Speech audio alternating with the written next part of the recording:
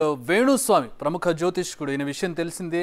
చాలామంది కి సంబంధించినటువంటి ఫ్యూచర్ను ఈయన ప్రెడిక్ట్ చేసి చెబుతూ ఉంటారు. అలాగే ప్రభుత్వాలకు సంబంధించి ప్రముఖ రాజకీయ నాయకులకు సంబంధించిన భవిష్యత్తును కూడా ఈయన యాంటిసిపేట్ చేసి ఈయనకు ఉన్నటువంటి దివ్య దృష్టితో వాళ్ళందరినీ కూడా చూసి ఈయన చెప్తూ ఉంటారు. ఆ దివ్య దృష్టి ప్రస్తుతం పనిచేయలేదు. ఆయన క్షమాపణలు చెప్పే పరిస్థితి వచ్చింది. వేణుస్వామి ఏపీలో వైసీపీ గెలుస్తుందని చెప్పి ఆయన జ్యోతిష్యం చెప్పారు. కానీ అది నిజం కాలేదు. భారీ ఓటమి మూటగట్టుకుంది. ఈవెన్ ఆయన దివ్య దృష్టిలో కూడా ఆ ఓటమిని చూడలేకపోయినట్టుగా ఉన్నారు. 18 స్థానాలకి పరిమితం అవబోతోంది ప్రస్తుతం. ఈ నేపథ్యంలో ఆయన ఏం మాట్లాడారు ఒకసారి చూద్దాం. ఓం నమో వెంకటేశాయ. సో ఎన్నికల ఫలితాల గురించి దేశవ్యాప్తంగా మరియు ఆంధ్రప్రదేశ్ రాష్ట్రానికి సంబంధించి నేను ఇచ్చినటువంటి ప్రిడిక్షన్ లో నేను నరేంద్ర మోడీ గారి ప్రభావం తగ్గుతుంది అని చెప్పడం జరిగింది. అలాగే ఆంధ్రాలో జగన్మోహన్ రెడ్డి గారు గెలుస్తారు అని చెప్పడం జరిగింది. నాకున్నటువంటి విద్వత్తు, నా విద్యను అనుసరించి నేను చెప్పడం జరిగింది. సో నేను చెప్పిన దాంట్లో సెంట్రల్లో మోడీ ఆధిపత్యం అనేటువంటిది తగ్గింది, ఒకటి జరిగింది. రెండవది ఆంధ్రప్రదేశ్ లో జగన్మోహన్ రెడ్డి గెలుస్తాడు అని చెప్పి నేను చెప్పినటువంటి ప్రిడిక్షన్ తప్పింది. సో జనరల్ గా జాతకాన్ని బేస్ చేసుకుని మాత్రమే నేను చెప్పడం జరుగుతోంది. సో చాలా రోజుల నుండి నన్ను విమర్శిస్తూ ఉన్నవాళ్ళు, నన్ను ట్రోల్ చేస్తూ ఉన్నవాళ్ళు ఒక లక్ష్యంగా చేశారు. సో ఈ రోజు నేను చెప్పినటువంటి ప్రిడిక్షన్ 100% తప్పయింది. దాంతో ఖచ్చితంగా నేను ఒప్పుకుంటా ఉన్నాను. సో ఇన్ని రోజులు నాతో సహకరించి నాతో ఉన్న వాళ్ళకి, అలాగే ఇక ముందు నన్ను ఫాలో అయ్యి నాతో ఉండే వాళ్ళందరికీ కూడా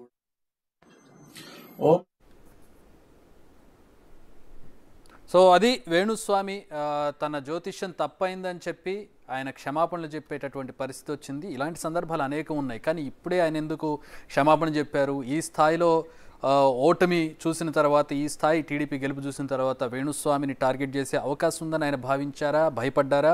భయపడి ఈ విధంగా క్షమాపణ చెప్పారు. ఎందుకంటే గతంలో చాలా ప్రెడిక్షన్స్ చేశారని, చాలా మందికి సంబంధించి ఆయన జీవితం నాశనం అయిపోబోతోంది, ఈ ప్రభుత్వం కూలిపోబోతోంది, ఈయనకి ఇంత మెజారిటీ రాబోతోంది, అసలు ఈయనకి రాజకీయ భవిష్యత్తు లేదని ఈవెన్ పర్సనల్గా విడాకులకు సంబంధించి కూడా వేణుస్వామి చాలామంది పర్సనల్ జీవితాల్లో ఈయనే ముందుగా యాంటిసిపేట్ చేసేసి, ఈయనే ప్రెడిక్ట్ చేసేసి జ్యోతిష్కంలో చెప్పేస్తూ ఉంటారు.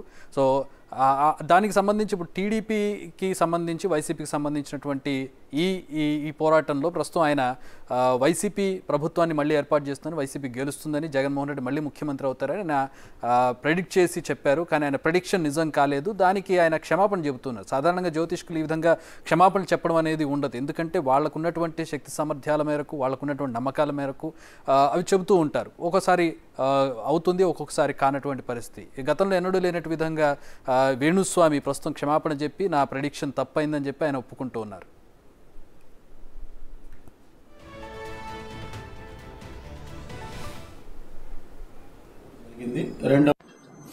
ఓం నమో వెంకటేశాయ.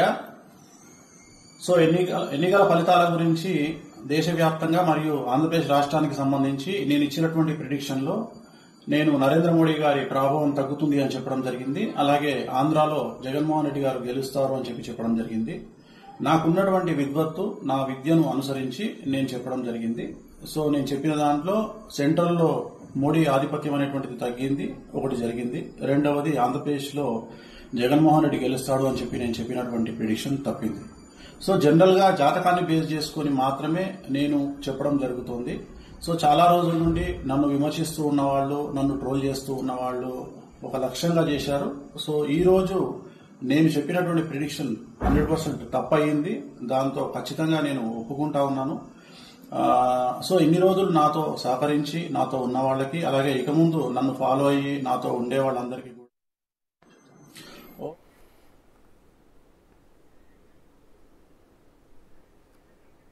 రైట్. జాతకాలను అనుసరించి తాము చెబుతామని చెబుతూ ఉన్నారు. మరి ఈ జాతకాలను అనుసరించి మరి ఈ ప్రెడిక్షన్ ఎందుకు తప్పైంది అనేది ఆయనకే తెలియాలి. ఎక్కడ లెక్క తప్పింది, ఏ గ్రహాలు ఆయనకు అనుకూలించలేదు అనేది కూడా ఆయన చెప్పుంటే బాగుండేది. కానీ ఒక సింపుల్గా క్షమాపణ కోరారు. కానీ ఎక్కడ కూడా జ్యోతిష్కులు ఈ విధంగా తాము చెప్పిన ప్రెడిక్షన్ తప్పైంది, క్షమించాలి అని చెప్పే పరిస్థితి లేదు. సాధారణంగా జ్యోతిష్కులు తాము చెప్పింది నమ్ముతూ ఉంటారు. మనసావాచ కర్మణ నమ్మి చెబుతూ ఉంటారు. ఒకవేళ తప్పైనా కూడా దాన్ని అక్కడితో వదిలేస్తారు, మరొకసారి దానికి సంబంధించి ఆలోచిస్తూ ఉంటారు. కానీ ఇక్కడ వేణుస్వామి సోషల్ మీడియాలో ఆయన చేసేటటువంటి వ్యాఖ్యలు, సోషల్ మీడియాలో వైరల్ అవ్వడాలు, ఆయనే ట్రోల్ అవ్వడానికే కావాలని చేసేటటువంటి స్టేట్మెంట్స్ కూడా ఆయన్ను చూస్తూ ఉంటాం. సాధారణంగా కళ్ళజోడు పెట్టుకుని చాలా స్టైలిష్గా చెప్పేటటువంటి వేణుస్వామి ప్రస్తుతం కళ్ళజోడు తీసేసి చాలా అంటే ఒక పశ్చాత్తాపం ఆయన ముఖంలో కనపడుతుంది. ఈ పశ్చాత్తాపం మరి టార్గెట్ చేసినందుక, లేకపోతే రేపొద్దున్న మరేమైనా సమస్యలు వస్తాయనే కారణంతో క్షమాపణలు చెప్తున్నారనేది ప్రస్తుతం ఇక్కడ మనం చూడొచ్చు. ఆయన క్షమాపణలు చెప్తున్నారు. తను